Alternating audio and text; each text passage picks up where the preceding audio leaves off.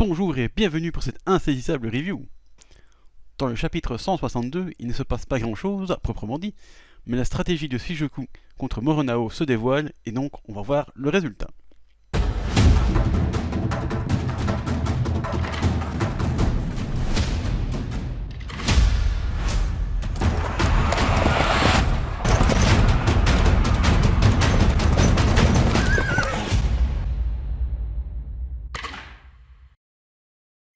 Tout d'abord, avant de parler des événements du chapitre, il faut mentionner que celui-ci bénéficie d'une page en couleur, ce qui est assez rare, et plutôt appréciable d'ailleurs, car ainsi on peut voir certains personnages colorisés par Yusei Matsui en personne, et donc les choix qu'il a fait en matière de couleurs.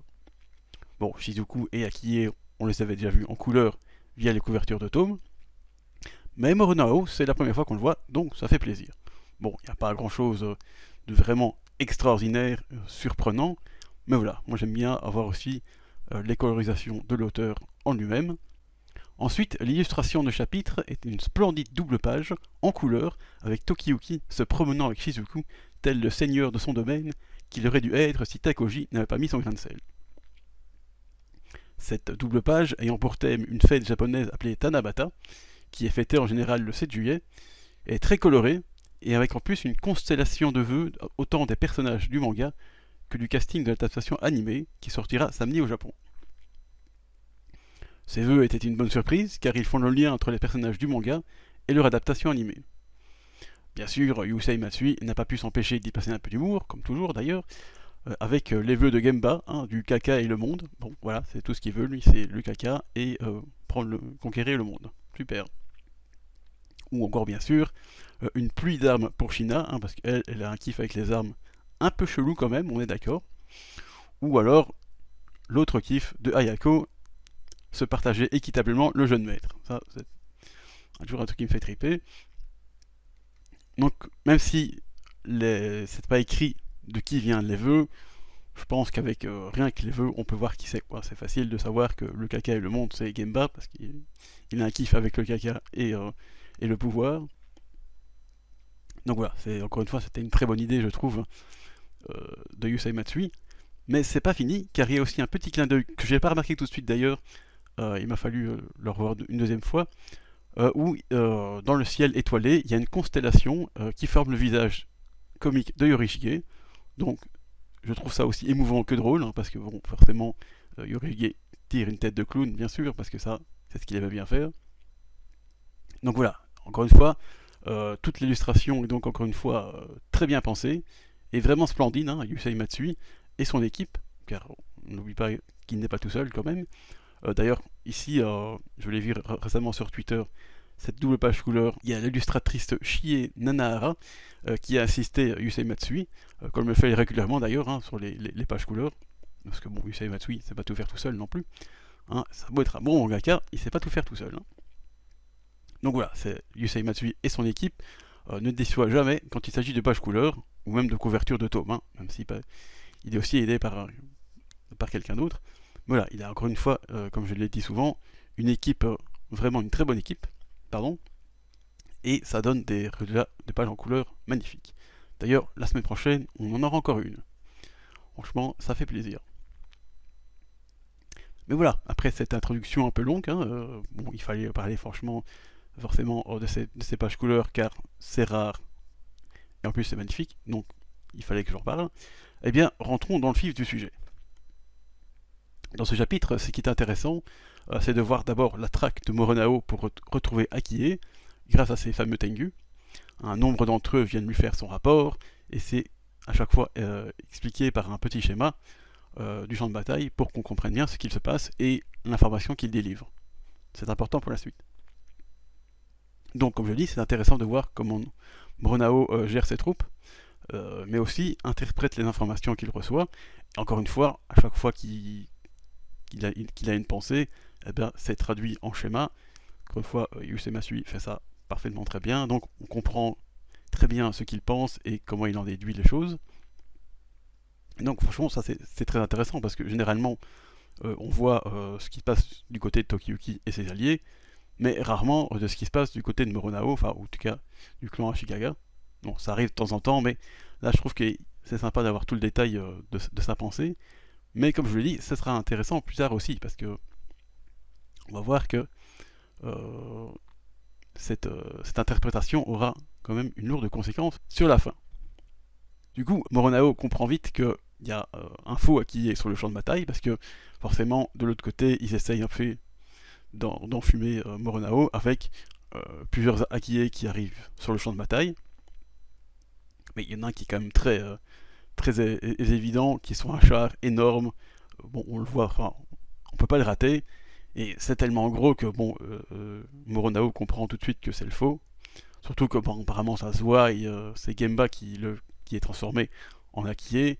Mais bon, Gemba il doit avoir quoi, 15-16 ans, et bon, Akiyé il doit, à mon avis, je crois qu'il a une vingtaine d'années, et il est surtout beaucoup plus grand. Du coup, il a fait un squelette un peu comme les Tengu, hein, donc il a fait un squelette spécial, mais apparemment ça se voit. Donc Moronao comprend ça tout de suite, et il se dit tiens, ça c'est carrément le faux. Et donc avec ça, il va décider de se déplacer à un endroit bien précis en pensant que c'est là que le vrai Akiyé se trouve et qu'il est un peu isolé. Donc il pense pouvoir le piéger. Bon du coup, alors il prend ses troupes d'élite qu'il avait protégées du combat, justement dans le cas de pour faire ce genre de petits coups en traître. Bon, dans sa course vers Akiyé, il fait valser le pauvre Tokujumaru, qui lui, bon, Morigasu, son frère, n'en a plus rien à faire. Il le fait valser en lui disant dégage gamin, tu m'intéresses plus. Bon, encore une fois, ça c'est la partie un peu humoristique du chapitre, parce que forcément, Yusei Matsui ne sait pas s'embrasser, et c'est toujours très drôle. Mais du coup, une fois qu'ils arrivent sur place, eh bien, c'est bien Moronao et son frère qui se font piéger. Même pire, ils se font encercler par l'armée de Nambu, mais aussi le reste des armées de Tokiyuki et d'Akiyé. Ça, c'est pas de chance pour lui. Donc Nambu, c'est le général du nord du Japon là, qui a un dialecte incompréhensible, et il faut toujours un traducteur. T'as toujours l'impression qu'il est sous ta gueule, mais on n'est pas. Et le traducteur dit oui, des trucs un peu très polis, mais à mon avis, il se fout toujours un peu de ta gueule. Et du coup, ben, on se dit, ben, zut, Moronao s'est fait avoir. Et alors Shizuku révèle qu'en fait, que toute la stratégie qu'elle avait bien mise en place, en fait, eh bien, si Moronao avait bien capté le faux Akiyé, ce qu'il n'avait pas capté, c'est qu'il avait reçu une fausse information d'un faux Tengu. Et ça, forcément, il n'avait pas vu ça venir. Et cette fausse information, parce que déjà il faut savoir laquelle, mais je pense que Morano du coup comprend laquelle c'est en fait effectivement la position de l'armée de Nambu, qu'il a pensé bien plus loin, et en fait non, elle était juste à côté là où il était, donc c'est pas de chance pour lui. Euh, il a eu pas les bonnes informations, donc forcément il a fait une décision mauvaise, et il s'est piégé tout seul. Ça c'est pas de chance pour lui.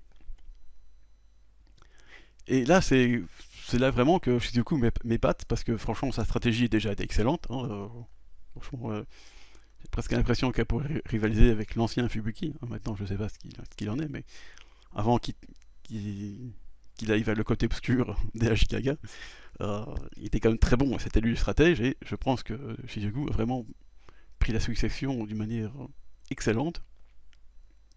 Et voilà, franchement, arriver à piéger Moronao, qui est l'un des plus perspicaces soldats Ashikaga, avec, je pense, Tadayoshi Ashigaga, donc le frère de Takoji, et Ienaga Shiba, qui est malheureusement mort il y a quelques chapitres, qui était très doué.